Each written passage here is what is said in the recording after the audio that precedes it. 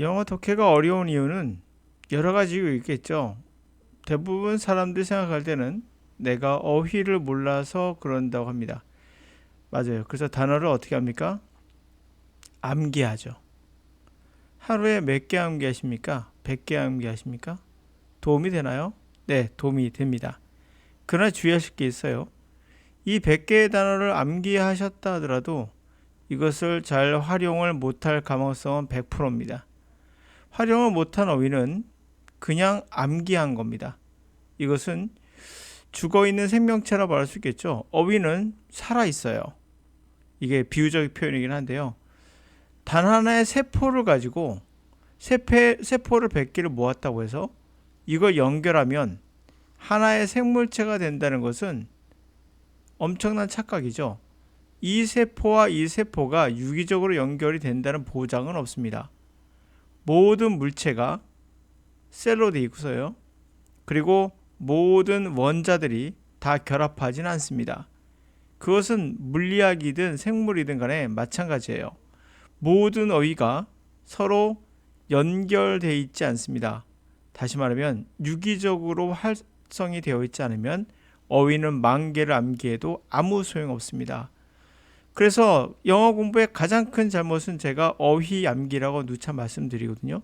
물론 초등학생이나 중학생처럼 단어를 아예 모른다는 이런 건 좀 문제가 있죠. 그것을 제외하고는 일반적으로 학교의 수업에서 많이 따라가 보셨다면 어휘를 많이 암기시키죠. 그것이 어느 선까지는 괜찮으나 그 다음부터는 이것이 여러분들에게 전혀 도움이 되지 않습니다. 영어 독해가 어려운 것은 어휘 맞습니다. 그러나 그것이 단순한 암기로는 극복할 수 없습니다. 두 번째, 그들의 표현 방식이 익숙하지 않아. 네, 이거 중요한 표현이긴 맞습니다. 그러면 그들의 표현 방식을 알아야 되나요? 알아야겠죠. 그러면 모든 것을 다 암기하거나 배우거나 경험하거나 그래야 된다는 얘기네요. 이건 아닙니다. 그들의 표현 방식, 영어는 우리말과 다른가? 제가 말씀드렸다시피 그렇게 다르지 않습니다. 인간은 호모사피엔스는 미국이든 한국이든 문화의 차이는 있을 수 있으나 그 차이가 너무 넘지 못할 정도로 엄청난 벽을 지고 있지는 않습니다. 예를 들어 봅시다. 이런 식으로 진행된다. 이런 식으로 가는 거구나. 이렇게 말할 때 이런 식으로 한다면 우리 영어 할 때 시키면 way, 방법 이런 것도 떠오르지 않습니까? 실제는 it goes something like this. 이렇게 진행돼.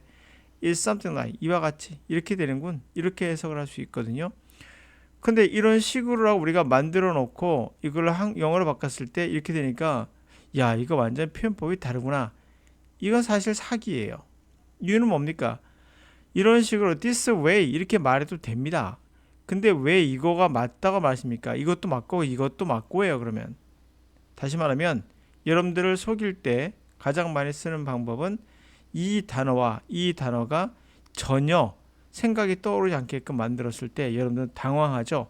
그 당황함이 바로 여러분들의 수강으로 이끄는 길이거든요. 그러나 보세요. It goes something like this. 아무것도 생각하지 않고 단어 그 자체를 보더라도 이와 같이 뭔가가 되는구나 라는 것이 자연스럽게 나옵니다. 미국 사람도 그렇게 생각합니다. 이와 같이 되는군. 이렇게 되는군. 이건 의역했을 뿐이에요. 실제로는 it's something like this는 같은 겁니다. 자, 이렇게 해서 우리가 표현 방식이 뭔가 엄청나게 다를 거라고 생각하는 건 오해예요. 물론 그들의 표현은 우리가 따라가서 만들 수는 없지만 우리가 이렇게는 만들 수기는 되게 힘들어요. 만약에 내가 이것을 만들어다 가정합시다. 그러면 여러분 숙제를 검사받는 아이처럼 미국 선생님에게 검사를 받아야 돼요. 이게 진짜 그들은 그렇게 이해할 수 있나요? 라고. 거의 대부분 검사를 받죠. 그러나 원어민은 검사를 받지 않더라도 이 표현들을 만들어낼 수 있다는 거예요. 우리가 우리 표현을 만들 수 있는 것처럼. 자, 그런데 그들의 표현 방식에 익숙하지 않아? 그들이 쓴 글을 우리는 그냥 받아 먹기만 하면 되는 거예요. 익숙할 필요가 있는 게 아니라 그냥 익숙해질 수 있는 방법을 찾으면 되는 거겠죠. 그렇다면 어떻게 익숙해질 수 있을까요? 가장 중요한 건 독해 방식을 바꾸지 않는 이상 개선될 여지가 별로 없습니다. 독해 방식이 뭔데요? 하면 여러분들 99%가 하고 있는 바로 끊어읽기.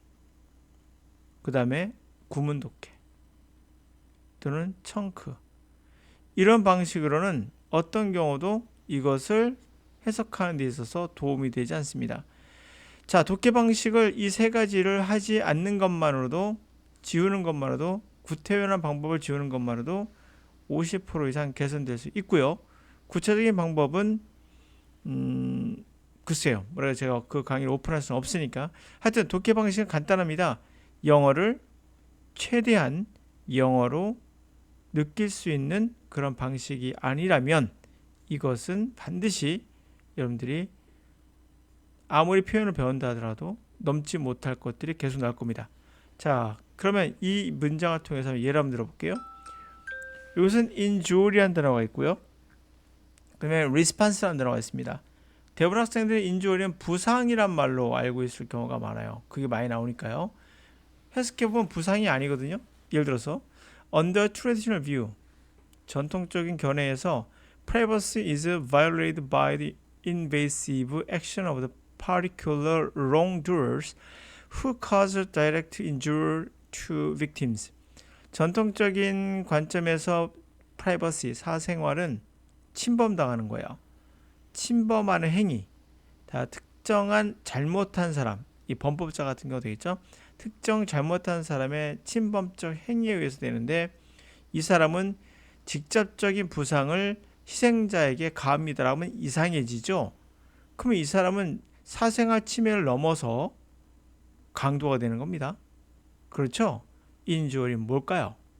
이게 바로 영어를 영어로 받아들이지 않고 우리말로 번역하면 할수록 계속 꼬이게 됩니다. 그러나 이걸 영어로 받아들이게 되면 이런 표현에 익숙해질 수 있다고 생각하십니까? 미국 사람 표현에 익숙해진다? 말 같지 않은 소리예요. 익숙해지기 힘들어요. 그 이유는 우리는 글을 읽는 거라고 했죠. injury. 익숙해지면, 이 단어가 익숙해져서 이게 신체적 부상이 아니라 어떤 손상, 명예손상, 훼손 이런 것도 되는구나 알았다 가정합시다. 그럼 여러분 이런 단어들을 수만 개를 암기하셔야 돼요. injury를 사전에 뒤져보시면요 분명 나옵니다. injury에서 뭐라 나올까? 자, 색깔 좀 바꿔봅시다. injury 해서 나오는 게 우리가 뭐 부상 입히다의 뜻도 있고 손상 또는 어떤 명예에 대한 어떤 훼손 이런 게 나와 있어요 분명.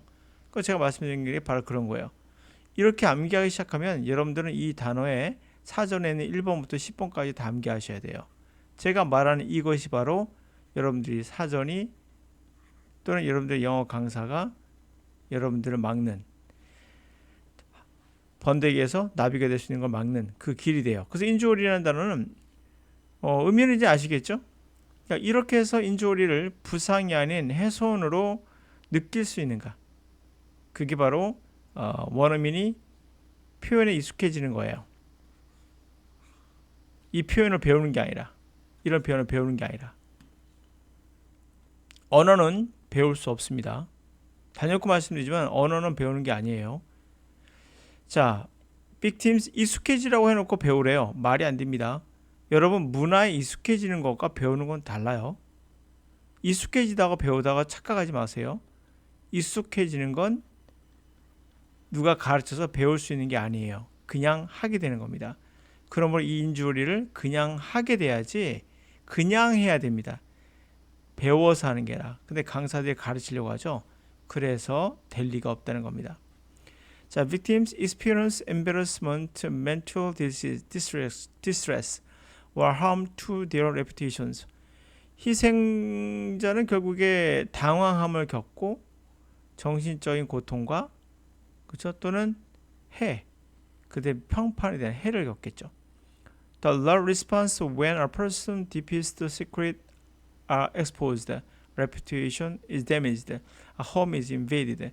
response도 마찬가지예요. 응답하다거든요. 이게 그럼 응답하다 반응하다. 법은 응답한다. 되게 이상하죠. 자, 근데 이걸 응답하다 해석하더라도 뒤에 보면 이해갈 거예요. 어떤 사람의 가장 깊은 비밀이 노출되거나 평판이 데미지를 받거나 집이 침해를 받거나 했을 때는 법이 당연히 응당 반응하겠죠. This view which I call 제가 respond가 응당 반응한다는 게 사전에 있는지는 저도 몰라요. 그냥 나옵니다. 그게 바로 자연스럽게 그냥이에요. 익숙해졌기 때문이죠. 한글을 바꾸지 않았을 때가 더 자연스러우나 바꾼다 하더라도 그렇게 어색하진 않습니다. This view, which I called invasion conception, understand privacy to be a kind of invasion, in which somebody invades and somebody invaded. 자, 이러한 견해는 나는 이렇게 불러요. invasion conception이라고요. 침입의 개념이다. 라는 이러한 개념은 이러한 것은 이 견해를 이렇게 부르는데 이 견해는 프라이버시를 일종의 침입으로 이해하고 있어요. 그 침입에서 누군가가 침입을 하거나 그래서 동시에 또 누가 침입을 당하거나 however 그러나 디지털 도시에 often do not result in any overt invasion. 그러나 디지털 도시에 이게 서류입니다. 디지털 서류는 흔히들 결과적으로 어떠한 overt 명시적인 눈에 보이는 그런 가시적인 침입을 일으키진 않죠. People frequently don't experience any direct injuries when data about them is collected or transferred from one company to another. 사람들은 종종 직접적인 손상을 경험하진 않아요. 언제 그들에 관한 데이터가 수집돼서 다른 회사로 전송될 때. Moreover, many of the problems of digital dossiers emerge from the collaboration of the multitude of different actors with different purposes.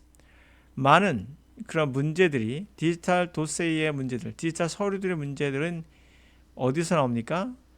여러 개 멀티튜드 다양한 다수의 그러한 여러 가지 액터들 행위자들이 콜라보를 해서 다른 목적으로 그렇게 해서 문제가 나오죠. 디지털 서류에 대한 유출 같은 문제가 나옵니다.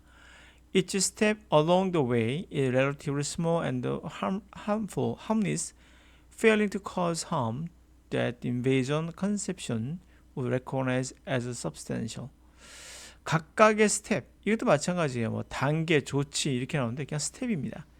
그 길을 따라 가는 모든 스텝은 상대적으로 적고 그리고 해가 거의 없어요.